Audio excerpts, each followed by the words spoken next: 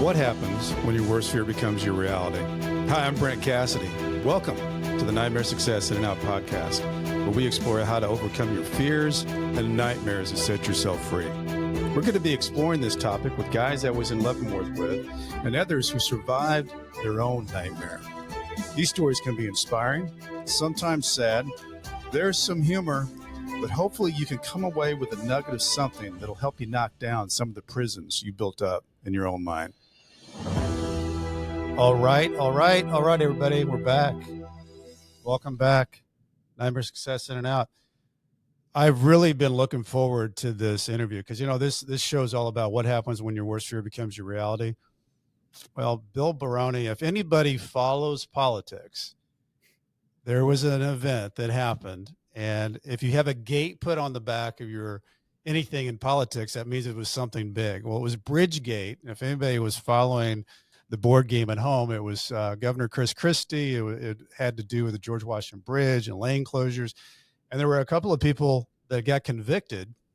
And it was a whole fiasco saga. And it went all the way to the Supreme Court. And the Supreme Court ended up throwing out the convictions. And my guest, Bill Baroni, was in all of that. And just give you a little bit of background about Bill, because he's just lived a journey of a life. But he's been in politics. He was elected to the legislature in New Jersey, General Assembly, New Jersey State Senate. As I said, Governor Chris Christie appointed him to the New York, New Jersey Port Authority, the largest transportation agency in the country, overseeing bridges, tunnels, rails, the World Trade Center and buses, the port. And he's been a member of numerous boards, too many to list, a Seton Hall law professor. He's the co-founder of Prison Visitation Fund, and he's a leader in the area of health and fighting obesity. He actually wrote a book, The Fat Kid Got Fit. Look that up on Amazon. But ultimately what happened with Bill was he went through this whole fiasco. He was sentenced to 18 months in prison with the whole, and we'll go through this and talk about it. And as things happened, he became a big advocate for the justice impacted community. Once he got through that, he's still teaching law professor at Seton Hall and prison law. And what a voice for that. And I can't wait to unpack all that. Before we do, I want to recognize our show sponsor, who likes spending a couple of weekends walking car lots looking for a car. I don't know too many that like to do that. Then you spend 4 or 5 hours at the dealership to buy a car. It's kind of like a root canal appointment. Well, there's a better way to take away all that pain and hassle of getting a car. It's called Auto Plaza Direct. They are your personal car concierge. Just tell them the car you want, what you can pay, and they'll go find that car for you. Negotiate your best price, and they'll also offer you warranties and financing. It's all full service. Go to autoplazadirect.com to get started with your personal car concierge, the new hassle-free way, the car buying experience you deserve. Auto Plaza Direct. Tell them Brent from Nightmare Success sent you. Okay, folks, we're here. Bill, welcome. Thanks, Brent. Great to be with you. Thanks for having me. Well, I'm glad we were able to make it work. And I have really been excited to talk to you because I think your experience is unique, because you were on one side of the world and then you came to the other side of the world. And then because you have a great brain, you're now using that great brain for things that I'm so interested in. And that's the justice impacted community. And what you're doing there is great work, and teaching young people in the law community about, this side of the world, what happens when your worst fear becomes your reality, and how do you adjust and survive and overcome. Take us back a little bit, Bill, because I know what brought you to where you were, but growing up as a kid and all that, what was your world like? I grew up in Hamilton, New Jersey, a great town in central New Jersey. It's still home for me. And, I got involved in politics when I was a kid. My mother was a Irish Catholic Kennedy Democrat. My father's a Republican. And so I came from a mixed marriage. And I remember when I was a kid, my parents would pack my sister and I in the car and drive us over to the polling place and cancel each other's votes out. That's But funny.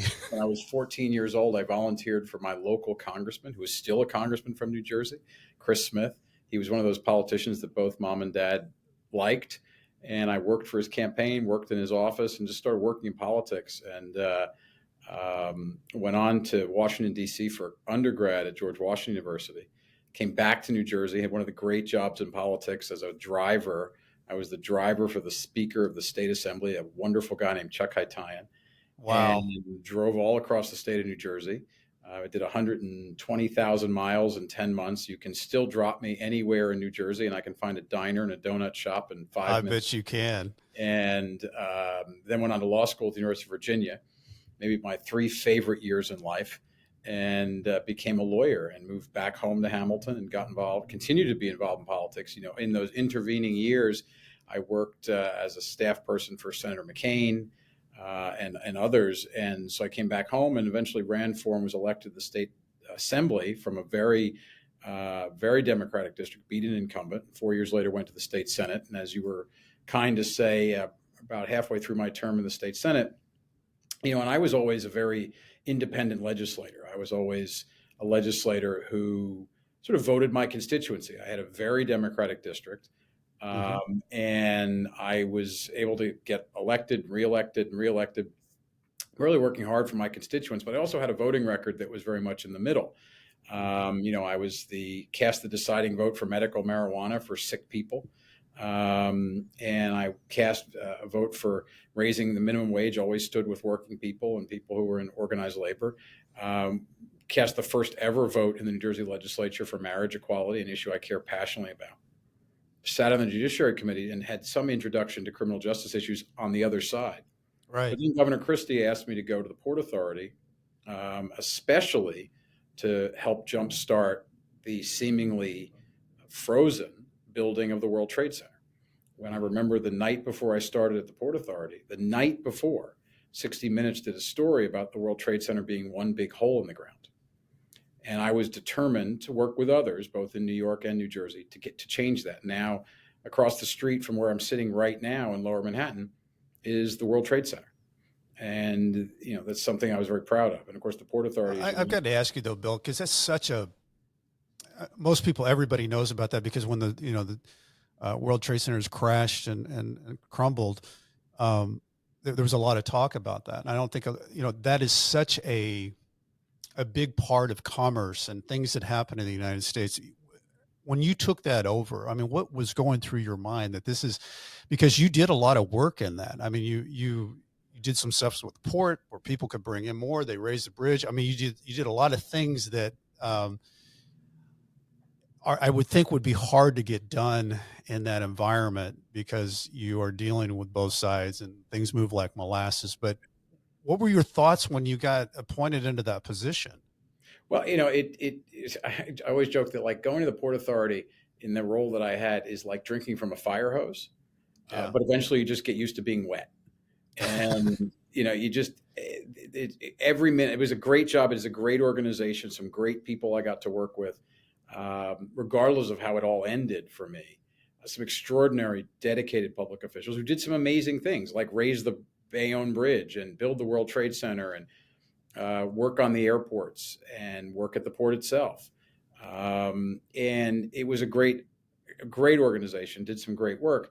But for me, I mean, it was a mission, right? And Hmm. it was a mission to get the World Trade Center rebuilt and opened, and we did it. The first was to open the memorial itself, the pools, Hmm. for the 10th anniversary. We made it by about 2 weeks, and that was working around the clock 7 days a week. It's not something I ever imagined in my career. But one of the Yeah. things I think that all of your listeners and you and I have both experienced is you can't actually plan it all out. Like when I went to the Port Authority in, whatever it was, March of 2010, I never imagined I didn't end up in federal prison. Right. But like that's, what the story is about overcoming adversity. Right. And so I went to the Port Authority and took that role and had an extraordinary experience there and did some great things working with people who really committed. People, not only is the Port Authority often divided geographically, New York and New Jersey, but it's also Right. sometimes divided partisanly, Republican and Democrat. I just had the experience as an elected official of working across the aisle.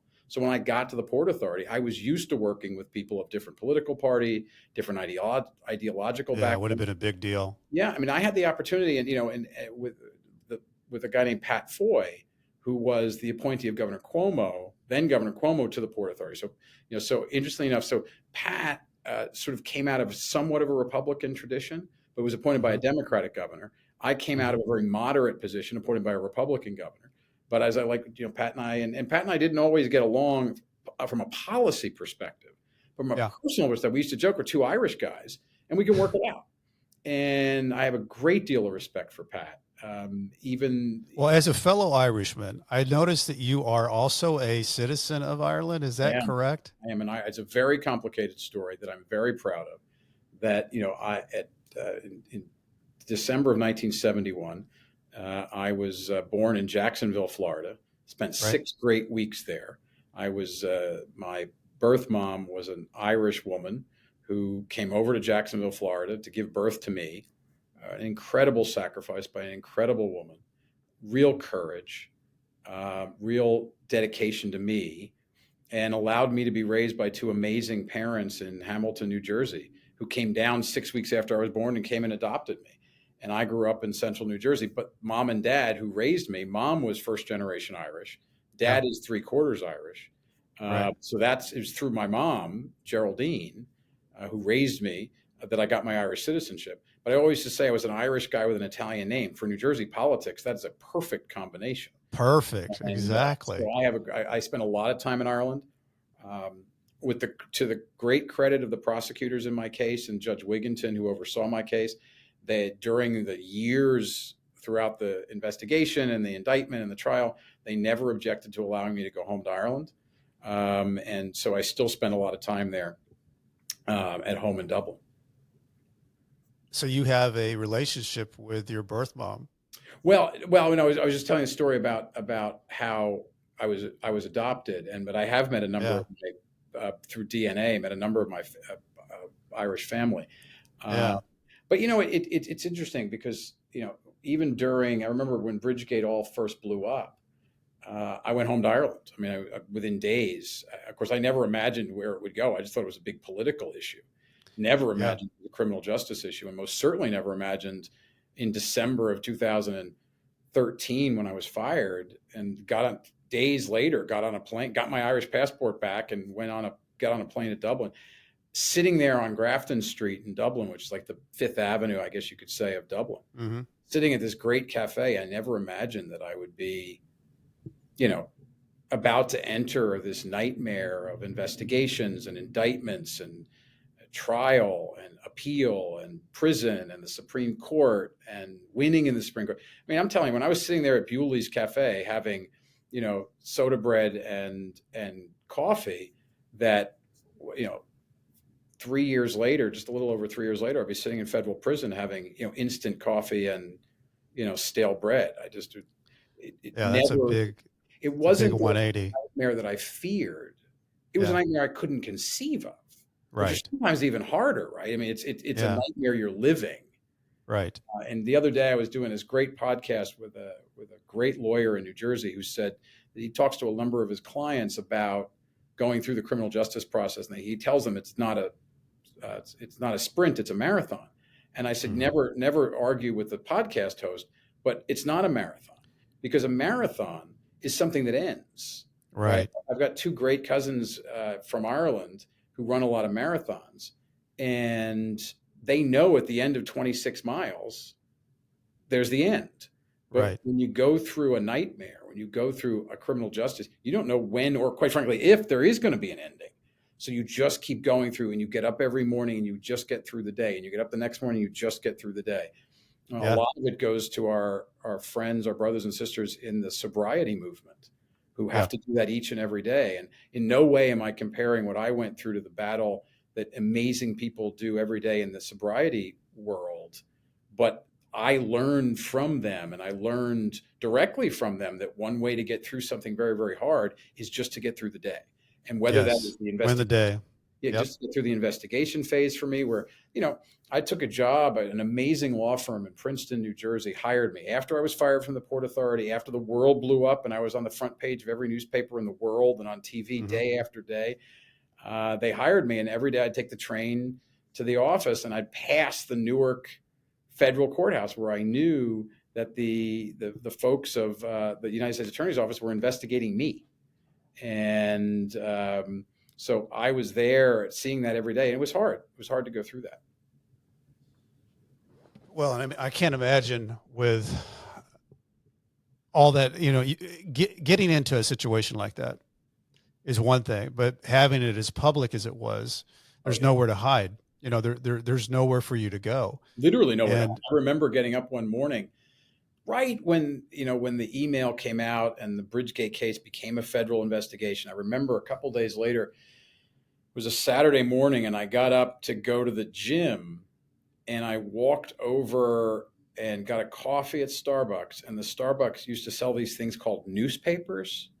They were a thing back then. People would read. And I was there at the front page of the New York Post. There I was, picture of me and the word cover up. And yeah, I had my Duke basketball hat on, and I lowered it just a little bit. And I walked over to the gym, got on the elliptical machine, and I looked up on the TVs above the elliptical machine, and there I was. And I remember the person next to me on the elliptical machine sort of looked at me and looked up at the TV and looked back at me.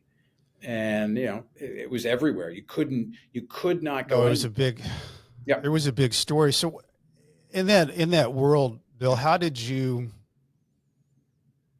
begin to survive working in an environment where there was nowhere to hide? You had to fight, you had to battle, but it was something that you would have never have dreamed of. It's interesting. I had a great piece of advice from my old friend, who's still my friend, Jim McGreevey. He had been governor of New Jersey. We very much did not agree on politics when he was governor on a number of areas, but he was one of the people who reached out to me when Bridgegate really blew up. And he said to me that because he had gone through his own tribulations when he Right. came out and left the governorship.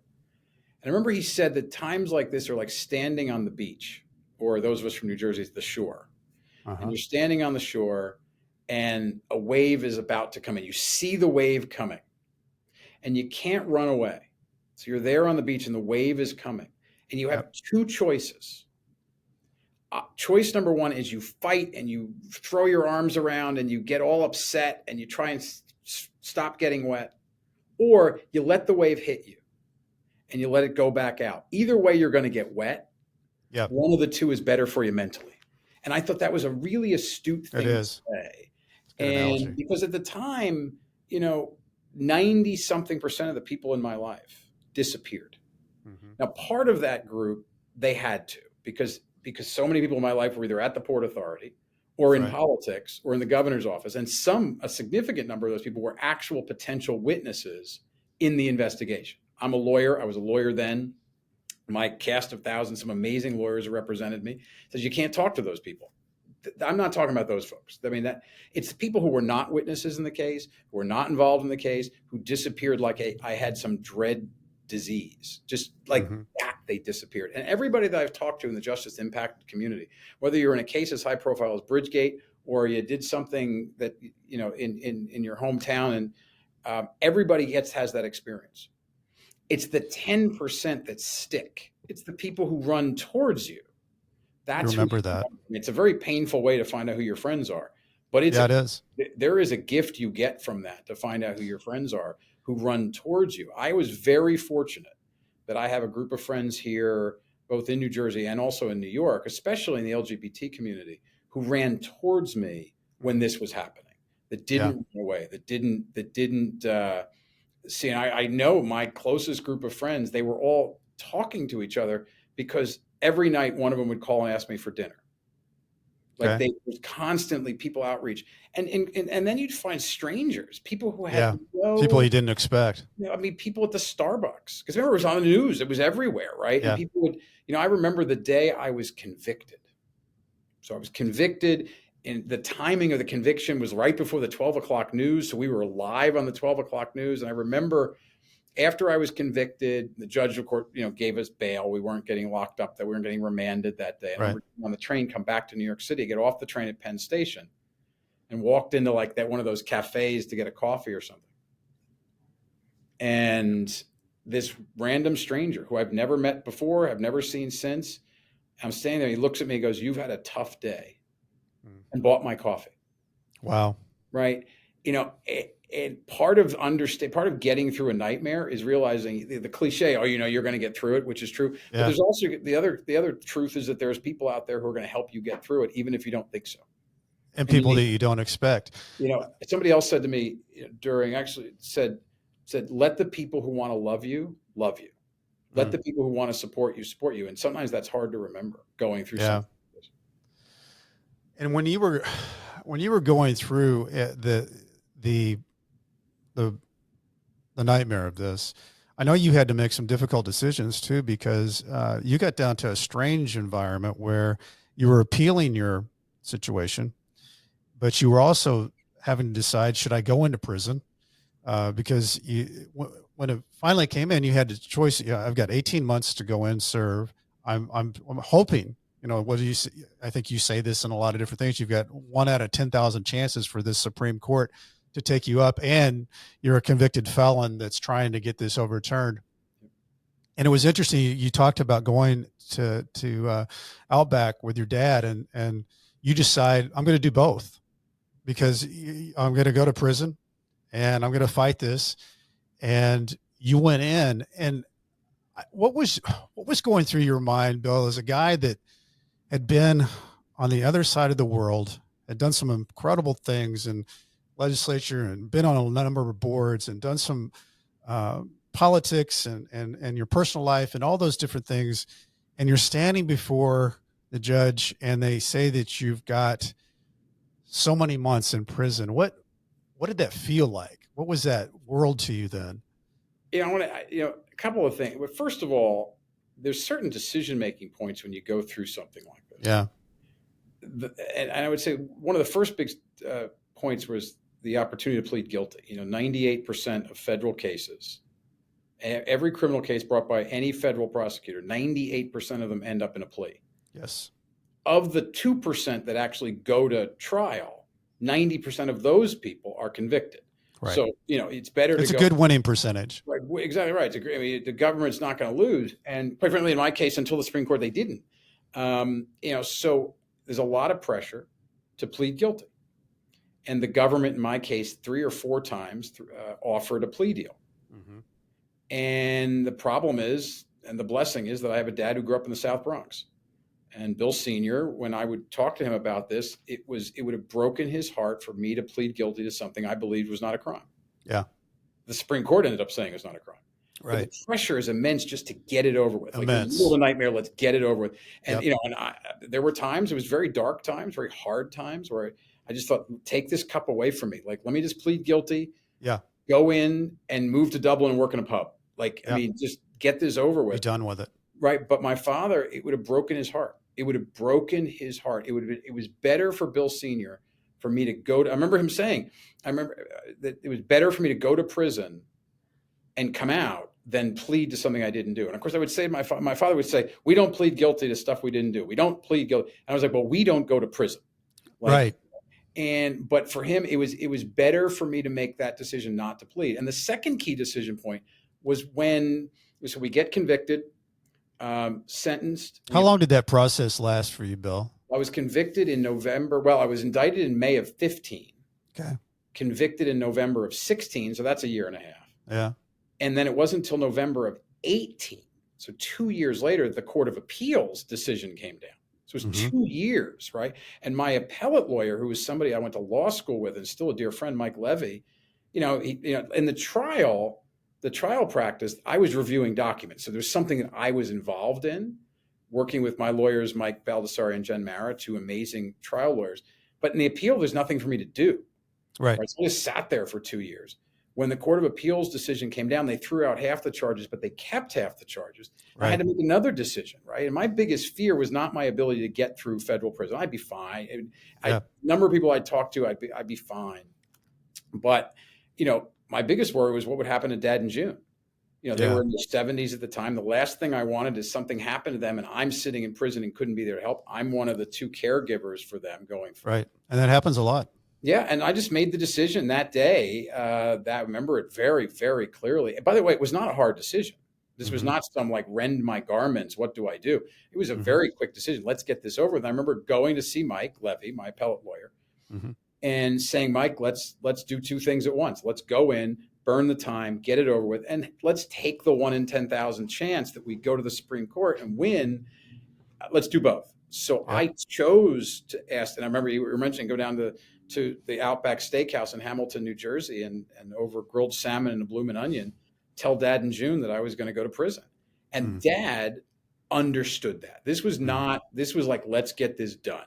Mm-hmm. Never thinking the Supreme Court would actually take the case. So Yeah. I made the decision to go into prisons with no question because Dad and June, I had to get out to help them. Now, Bridget Kelly, my co-defendant and friend, had young kids. She Right. had every incentive to stay out as long as possible and Right. hope the Supremes took the case. So we both made the right decision. People say to me now, oh, you must regret going in. Not for a second. Brent, I tell you, when you're making key decisions in life, you can't look back and say, well, if I would have known then, but I didn't know. This was the right decision at the right time for me, for my future, for Dad and June, for getting it over with. And quite frankly, I go in on April 9th, 2019. John Hollab, who he and his wife had been roommates of mine years before, picks me up at 3-something in the morning on a Tuesday morning. I remember the night before, it was a Monday night. Had a small going away dinner at a family that we were very close with. Went back. Such a weird thing, isn't it? When you that those hours that tick away before you go into prison. Exactly right. And I remember going home to the house I grew up in, where my dad still lives. John was going to pick me up the next morning, and Dad and I sat in the living room. And June, we sat in the living room and watched the University of Virginia, where I had gone to law school, win the NCAA national championships for men's basketball. And quite frankly, had Bridgegate or prison or any of that ever happened, there was no chance I was sitting in the living room watching that game with my father. I would have been either at the game or watching it somewhere else.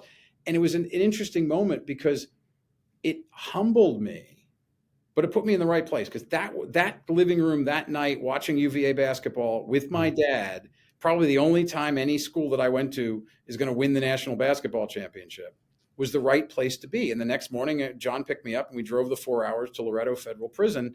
And that Tuesday morning at 9:02 in the morning or something, I walked into federal prison, not imagining that the 18-month sentence that I had would end up being shortened to 3 months. And 3 months later, the Supreme Court of the United States took my case. And to the credit of the government, the prosecutors and the judge, I was out of prison 2-something days later. And John Hollab, my friend, drove back across the state to pick me up and drove me home. And That's incredible. Yeah, it was amazing. I want to go in, Bill, and to walk into those gates. Before I do, somebody in a group, the White Collar Support Group, Nightmare Success podcast is sponsored by the White Collar Support Group, the world's first support group devoted to people navigating the white collar criminal justice system.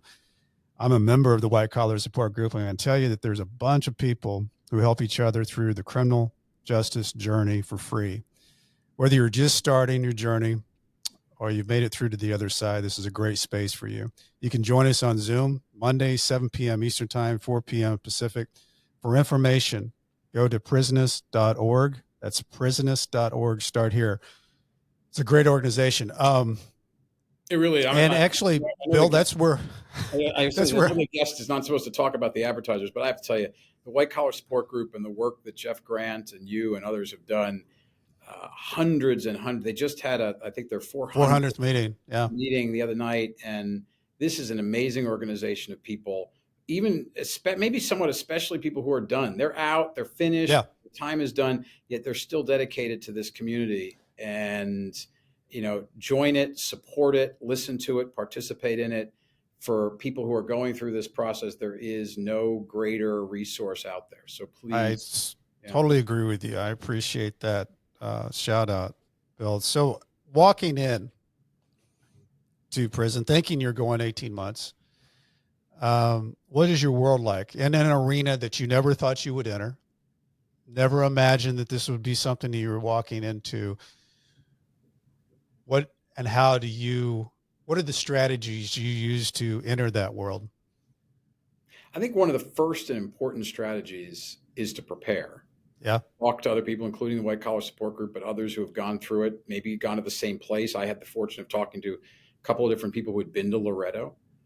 And so that's the first thing, is to prepare.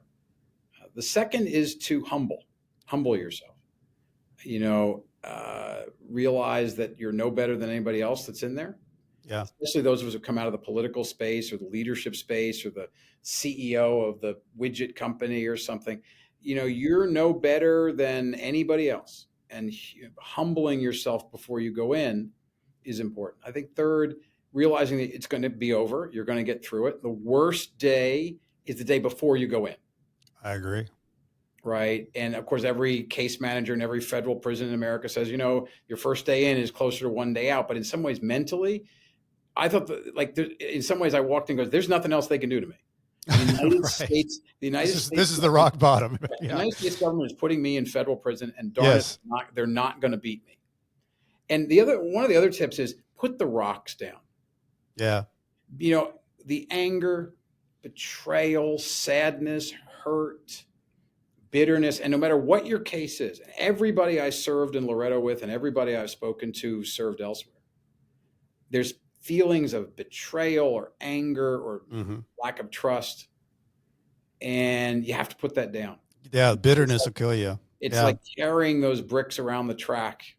It's not worth it. And Bill, I think the other thing that you said there, which is such a huge thing, and for the inside or the outside, is humbling yourself, because, looking around, seeing who's getting their time right, maybe the way you want to do your time, and asking them how they're getting. I looked around and thought, yeah, there's a guy that's reading books that I like. There's a guy that's doing a workout routine that I should do, or there's a person over here who's got a prison job. How do I get?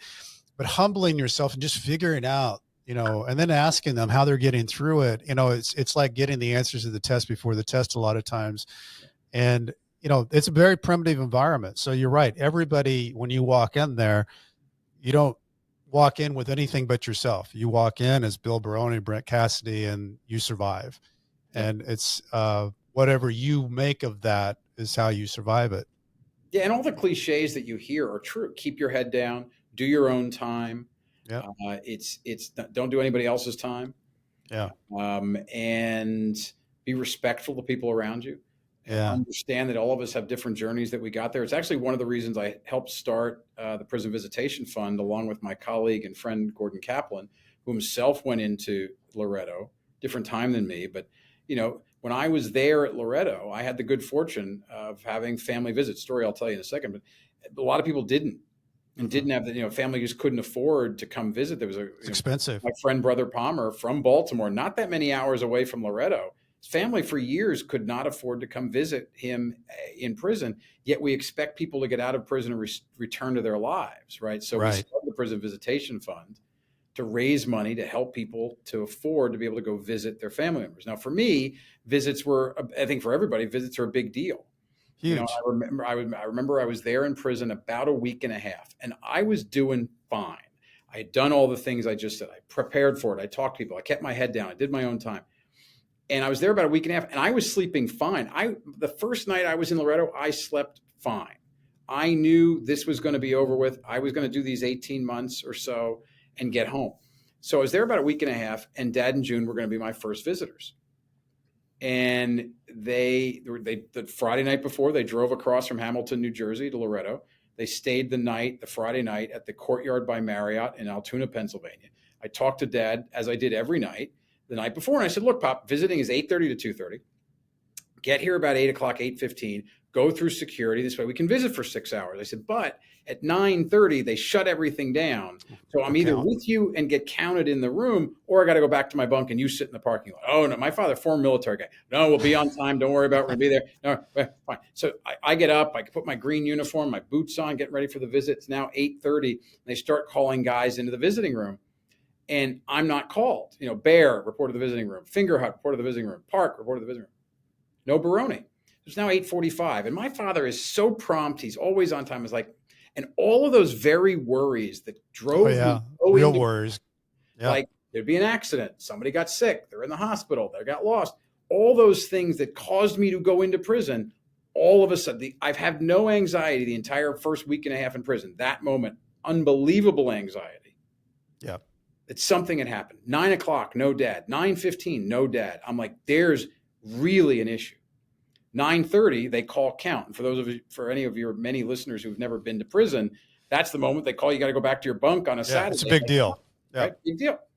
So I'm like, oh my God, my father's, this is terrible. I am in full panic. And I'm walking back to my bunk for count. And I walk past the phones and I pick the phone up and call my father's cell phone, hoping he would answer he answers the phone. It's like, hey, Bill. It's like, hey, Pop, where are you?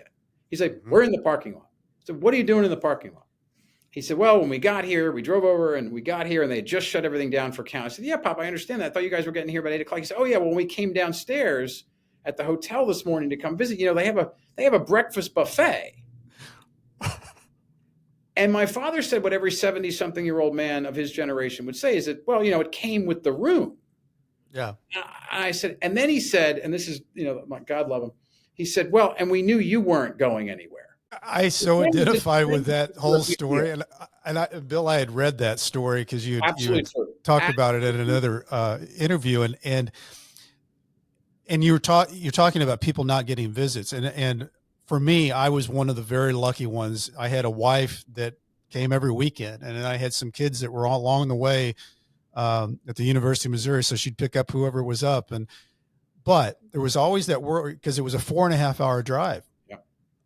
And there was also 2 times where there was a particular CO that was the visiting cop, and if the room got half full, that she just said she was shutting it down. So I had 2 times when my wife and kids showed up, 4.5 hour drive, and she just turned them away.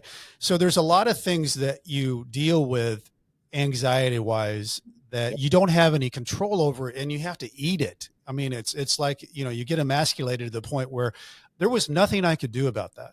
There was nothing I could act out or do or solve. And I think that's another thing that you go through is, you have to live within yourself, knowing what you can control. And it's very tough because for those who have had control, you go into an environment like that and somebody does that to your family. You're like, my gosh, I want to do a lot of something here. But those moments are different. You raise a terrific point about control.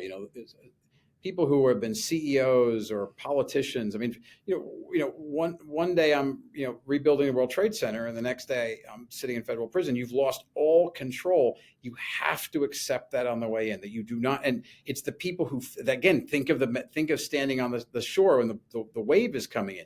You have no control over the wave. Mm-hmm. Don't try and fight it. You don't have control. And in some ways, it's part of the reset, right? It is. You don't have your phone and you're going through your phone every 2 seconds. You're not looking at the email. You don't have control. Focus on the things when you're there that you can control. Getting in better shape physically, getting in better shape emotionally, getting in better shape intellectually. Read every book you can. Yes. Getting in better shape spiritually, whatever your faith tradition or no faith tradition is. Enhance that. You can control that, right? Those are things you can control. Study. You can go to Ramadan services. You can go to shul.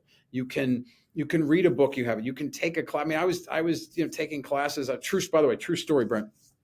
So I'm there. It's my first weekend. Now I was a little bit higher profile when I got there because of my case. So some people knew, and then of course everybody knew, right, about Bridgegate. So I got a nickname very quickly soon thereafter, that my nickname in prison, and I was told this is an honor to be given a nickname so quickly. Sure. My nickname in prison was Billy Bridgegate. So imagine Bridgegate. I like imagine that. being a bank robber and everybody walking around going, hey, it's Billy Bank Robber, right? So it's like, great. So the cops the corrections officer called me Bridgegate. So anyway, so I'm there a couple of days. Everybody knew I was there. I go to, because I took all the adult continuing education classes I could, because I filled time and why not? And one of them was like the great architectural works of the world. And it was this like PBS or Learning Channel or Discovery Channel, something like series. And, week 16, week 17, week 18. And we were on the next week and they put the video on. I'm sitting there in the back of the room there on a Saturday night, late Saturday afternoon. And this week's great architectural is the George Washington Bridge. And the whole room just turned around and looked at me. And I used an epithet that I will not use on your podcast about what was that all about. I was like, and you have to laugh, right? You have to. That was a great example of a moment of humility, right? Like I could get all up in it. Wow, you guys are doing this on purpose. Or just, you got to be, there's a great old You Irish. got to roll with it. I had a similar situation, Bill, where, my dad and me and 4 other people went to prison, and it was a pretty big, deal. And I got a letter from CNBC that they were going to do an episode of American Greed. And I thought it was just one of those things that they send these letters out and they would never do it. I got an email from my brother that said, no, they're doing this. So I was with 435 guys. I didn't know what I was going to do because I've never seen an American Greed episode where it ends up good. I mean, it's always even the voice, from the person who does it. Yeah. I thought, I'm just going to have to sit here and take this. I don't know what's going to happen in this hour with these 435 guys and all the guards watching it. And I sat there not knowing, and I survived it. And, so it's amazing what you can adapt to. It's amazing what you can walk through. And, when you were talking about the night before, nothing is as bad as your mind makes it out to be, not even prison. And, starting to step through that is part of the, but I want to get to the point where you're working through all this. You're going through your prison world. But in the rest of your world, you've got the Supreme Court of the United States that takes up your case. I mean, what are you thinking? Well, so we'd appeal to the Supreme Court, as did Bridget. I'm in prison, and honestly, I was doing fine. I was working out 5 hours a day. I was teaching GED. I was, I have a very. Had you written the book before you went to prison about the Fat Kid Gets Fit? Oh yeah, Fat Kid Got Fit. I published about 9 years before I went into prison. Tens of people had read the book, and so I worked out every day, and I was fine. I just didn't expect them to take the case. And the way the Supreme Court worked, which I knew before I went in, is like they will, when they consider whether to take your case or not, they publish the list of the cases they're considering, right? Yeah. And they never, the expectation was they consider it and then they say no, they turn us down. And they considered it and didn't say anything. They considered it again and didn't say anything. It was sort of like, well, I remember this is June of that year. I went in April, this is June. And it started to be like, well, maybe we got a shot. Yeah. And then I convinced myself that what happened was they decided not to take the case. But one of the justices wanted to write a dissent from that, wanted to say we should have. And then it got to be the last day of the term. It was a Friday. It was the last day of the term. We knew that was going to be the day they were going to turn us down or accept the case. And I remember I stuck to my routine that day, and I did my workout group with my morning workout group. I did my walk with my dear friend June Park, as we did every day. Of course, we don't have the internet in prison, as you know. So I had talked to my friend Sue Ferrara, who's a former journalist and professor and as member of the school board in my hometown of Hamilton, very supportive of me, very supportive of Dad and June. And I emailed with her the night before and said, look, the court's going to put this list out exactly at 9:30. Can I call you at 9:40 and you can tell me the case got turned down? Yeah. And she said, sure. Did my walk, cut it off a little bit early, 9:40, walk over to the phone area, and my friend Cephas, who was a guy I worked out with every morning, a big guy from Philadelphia, wonderful. He was the shot caller. Yeah. Very good to me. And he's at the other phone. And I call Sue up at 9:40 and she's like upset on the phone. I was like, Sue, it's okay. Don't worry about it. She said, no, they took the case. I said, no, Sue, they didn't take the case. She said, no, they did. I was like, no, they didn't. I said, Sue, why don't you read me exactly what it says? And sure enough, they took the case. And I start, oh my God. And Cephas looks down on me, this big, he looks down at me and goes, are you all right? And it was like, then the world changed. I was like, yeah. I knew just my legal experience that if they took the case, we were going to win. Yes. And the government within hours agreed to bail. So I knew I was getting out, but it was a weekend and they had to get the motion right. And Mike, my appellate lawyer, was flying back from Asia, we're clients. So he's doing all this on the plane right? And so I ended up getting out Monday, but interestingly enough, Saturday, so the next day, and I told Sue, I said, would you please call my dad? Because I can't make another phone call for 45 minutes. Right. So Dad and June were already on the way to Loretto with another family, the Lou and Dar DeMarco. Lou is sad, very sadly passed away. But the four of them were driving over for a regular visit. They was just coming to visit with me. Just to visit you. Right.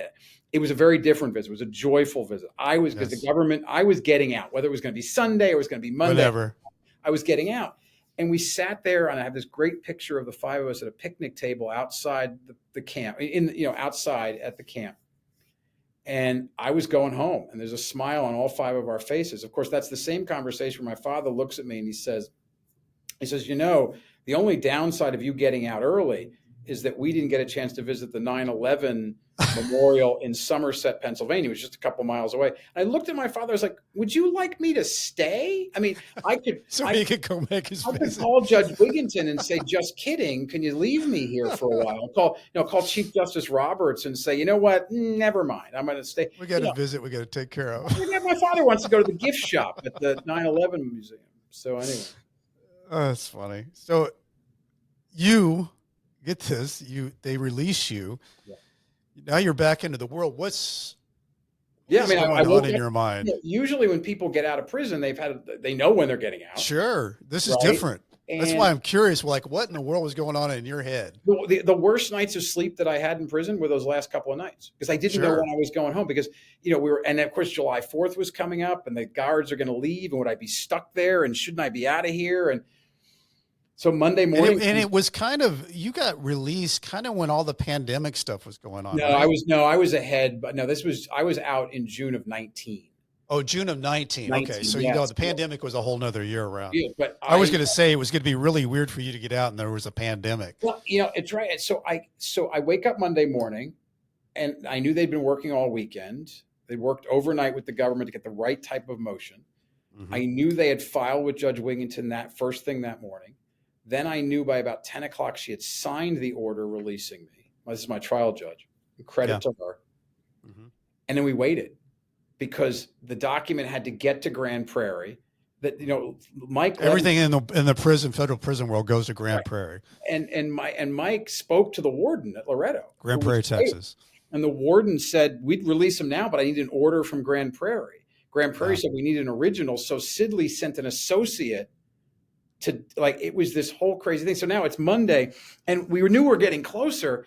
I knew that John had driven across and sitting at a diner in Altoona, waiting, right? And I'm out, and now the anxiety is high. I know, we're ready to go, right? But I didn't know when I was getting out. I didn't have any clothes. I'm walking the track. I'm listening to music, walking the track. There's this great Irish singer named Christy Moore, who's got this great song, Lisdon Varna, about mom's home county in the west of Ireland. And I'm listening to this music, and I'm just trying to, and I see at the top of the hill, Officer Sheehan, who was an officer, pointing at me.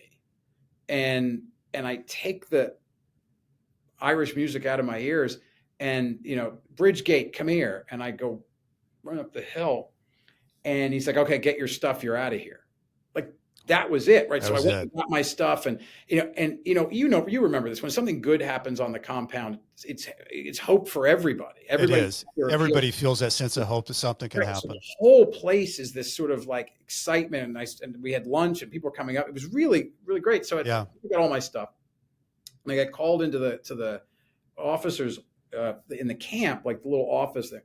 And they said, okay, put your stuff over there. We're just waiting they're finishing your paperwork in the main building, and just go wait for a little bit. So now I'm in the TV room, and guys are coming up to me. Congratulations. Don't forget us. I said, I'd never forget, which I didn't. Mm-mm. And up on the TV was CNN, or one of them. And it was me. And the thing on the screen says, Bridgegate figure released. And I'm like, nope, still here. Not yet. Still here. Not quite yet. But again, so they then eventually call me over, and I'm in it's the middle of, so I'm in prison sweats and a t-shirt. I didn't have any clothes to leave with, right? John didn't have time to pick anything up, because we didn't know when I was getting out. And I remember getting in the car after and I'll tell you a story. but get in the car with John, and we're pulling out of the parking lot a year early.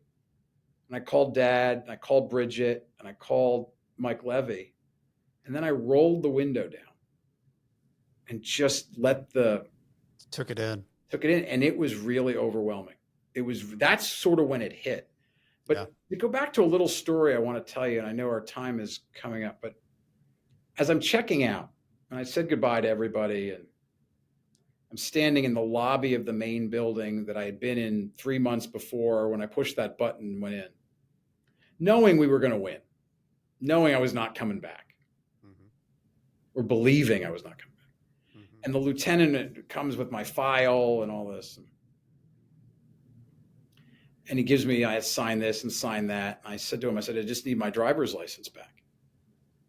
And he goes through the file. He said, we don't have it. So, okay. He said, you can stay here. We can go look for it. I said, no, that's okay. I'll leave. So I get in the car. I don't have a driver's license. And get in the car. Remember, I wake up in my bunk in prison, not knowing I'm getting out. Now I'm out, go home to Hamilton, and come back to the city because I didn't have a driver's license. Right. And I had all I literally woke up in my bunk and went to bed in my apartment. That's so crazy. And my super in my apartment had brought my stuff up from storage. So I got all these boxes. I'm looking through, it's like 1 a.m. I'm looking through for like anything. And I needed to get a driver's license. Yeah. But I didn't have anything. Yeah. So the next day went back down to Hamilton. Dad and June picked me up and we drove over to the DMV to get a replacement license. But all I had, I couldn't find my birth certificate. I couldn't find my social security card.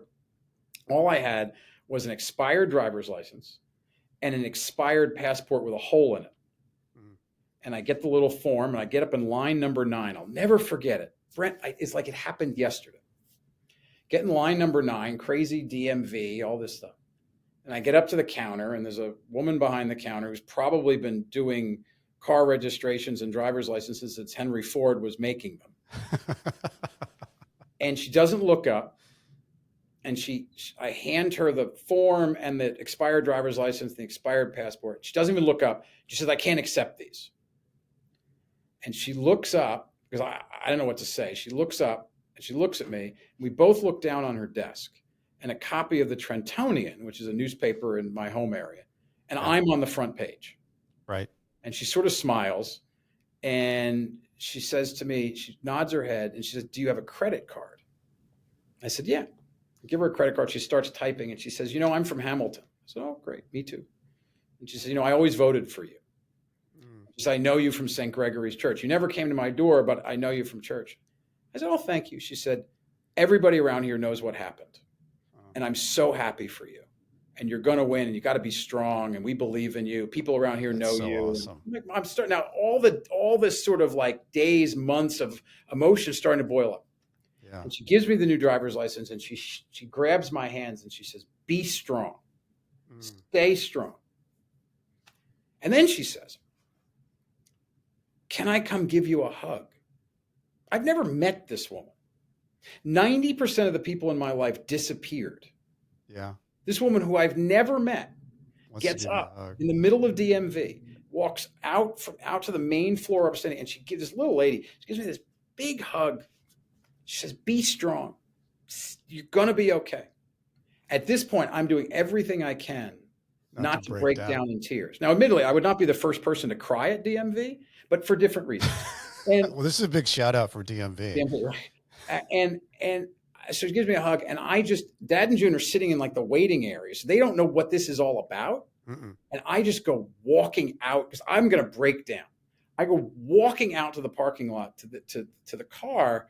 And then I lose it. Honestly, it all hits you. It all hits me in the parking lot of the Motor Vehicle Commission in Lawrenceville, New Jersey. A wonderful group of employees who did not intend to make me cry. Yeah. And they come outside in June. My stepmom, who's just wonderful, she says, "Are you okay? Are you okay?" I was like, "Yeah, stay strong." She remembers me. My father's like, "Get in the car. We got to go." Right. And it told me, and I think it should tell everybody who's going through this. And by the way, it's not just going through as a justice impacted person. Yeah. It's going through somebody who's had a string of bad luck and losing jobs. It's someone going through real health challenges. Everybody has prisons in their own mind. It's someone going through loss. Yes. that there really are people out there, Hmm. good people Yeah. who are there.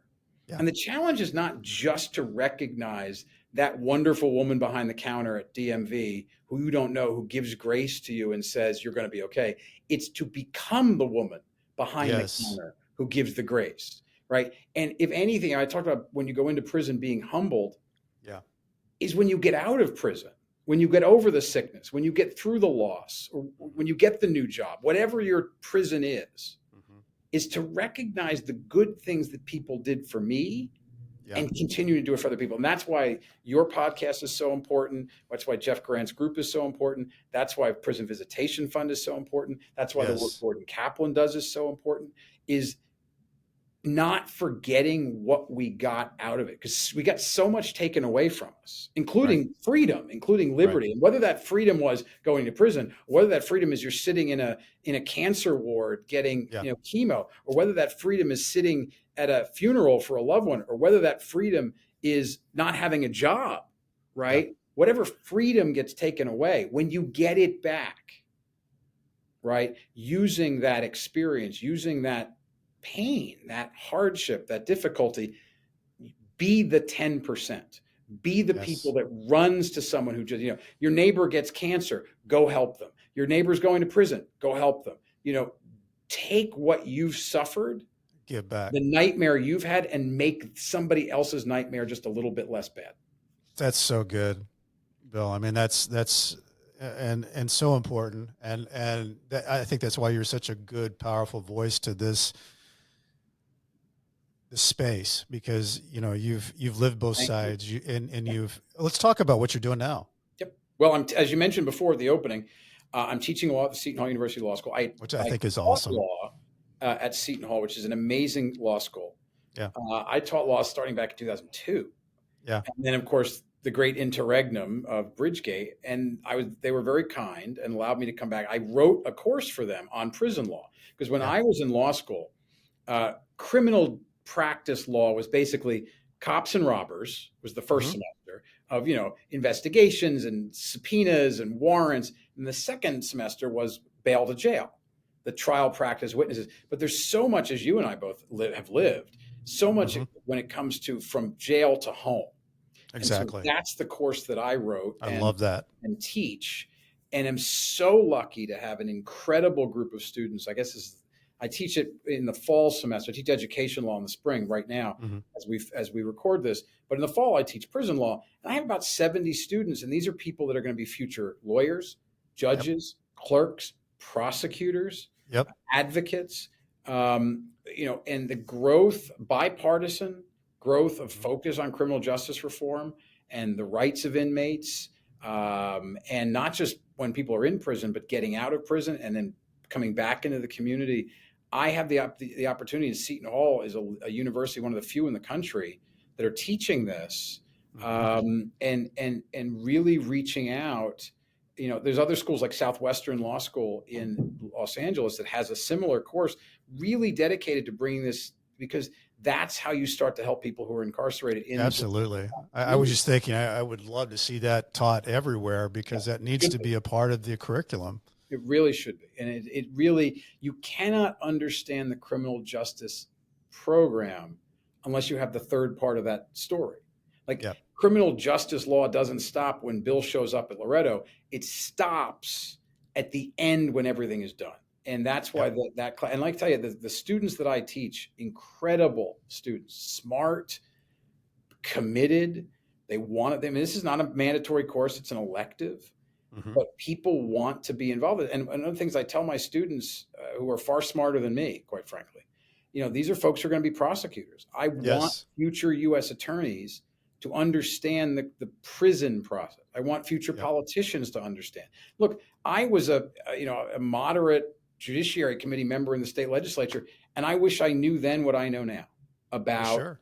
the process. And people who I hope I know some of my students are future legislators and future judges and future U.S. senators, and I want Well, them to. and Bill, I got to tell you that the way that I found you was, Jeff Grant did a panel with the American Bar Association, and you were on that panel, and I thought, man, I want to talk to him. You can just feel, uh, your authenticity and the passion that you have about, and I think that's probably been in your DNA throughout, but now you have this third rail that you know, and you're using it, and it's powerful because these are the things that make a difference. These are the things that can actually make things move.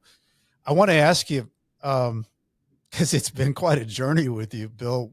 What do you think is your biggest takeaway through this whole journey you've been on? I think that, be true to yourself. Yeah. And for me, that meant my family, Dad and June. It meant my friends, it's the most Mm-hmm. amazing people that I know. I mean, one of my, it's John. It's people like I always say, if you don't have a John Hollab in your life, go get one. If you don't have an Andrew Hawthorne in your life, go get one. One of my closest friends who Mm-hmm. became my prison chief of staff and took care of things when I was away. And, people like that, Yeah. have those people in your life. Be true Yeah. to yourself. Because in the end, Know who the real people are. I've been very lucky. I've had lots of great titles: assemblyman, professor, Yeah. senator, the Port Authority, World Trade Quite a Center. Wikipedia page. Yeah, thanks. But 67325-050. 38224 Yeah, 044. you never forget it, right? Right. And it's part of the story. And the question is, what do you do with it? Do you forget that? Do you try and forget that chapter of your life, or do you do what you're doing, what Jeff's doing, what Gordon is doing, what I'm doing, what my friend Dorian Bess is doing? That's out there helping people live through this, because Yeah. you're gonna survive it. Right. 99 or whatever it is percent are going to come home to your community. You're going to come home to your Right. neighborhood. Yep. 1/3 of every person in this country, either themselves or their family member or close friend, has been It's involved in 100 million people. community. This is not some small group. No. And so I think that's a big takeaway.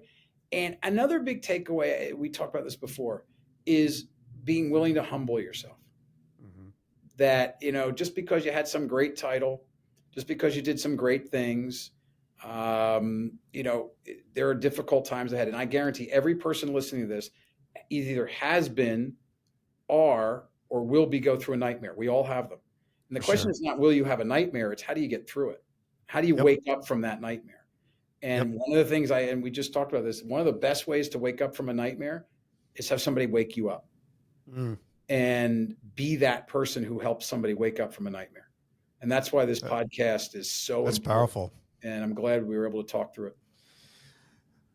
Me too, Bill. I mean, your story is. I've been looking forward to this interview because I've just been fascinated with how you've gone through it, what you've done with it, and how you're continuing to help people. And it's a great thing. If people want to get a hold of you, Bill, what would be the best way to do that? Just email me, billbaroni@gmail.com. Okay. And you do have that book that you said tens and tens of people Tens have of people. read. You can go on Amazon and you can get a copy of Fat Kid Got Fit. And you may be. And you're very fit, by the way, so it worked. Thank you. Well, yeah, but listen, you work out 5 hours a day and do burpees. You want to talk about nightmare? I wake up in the middle of the night thinking about doing burpees at Loretto. Oh man, burpees, that is a prison thing, man. Back during the Supreme Court window, before before the court ruled unanimously in our favor. Yeah. Are you afraid about going back to prison? I said, no, I'm afraid of going back to burpees. The burpees. If the listeners don't know what a burpee is, good. That means you didn't go to prison. It means you didn't go to prison and you can't do any of them. That's right. And if you want another book, I've got one, Nightmare Success. Everybody follow, subscribe, like if you got anything out of this, and I know you did. And I want to give a shout out to Homestead Financial for my podcast room here. They're wonderful people. If you got home mortgage needs, Greg Aftiev is your guy. Reviews on Apple, those are great. They put this show on Spotify. If you got time, do it. BrentCassidy.com. I spell it wrong. It's TY, not DY. And as I used to say when I was writing my emails back and forth from prison, stay strong. I'll do the same. Bill Baroni, thank you. Appreciate it, man. All right.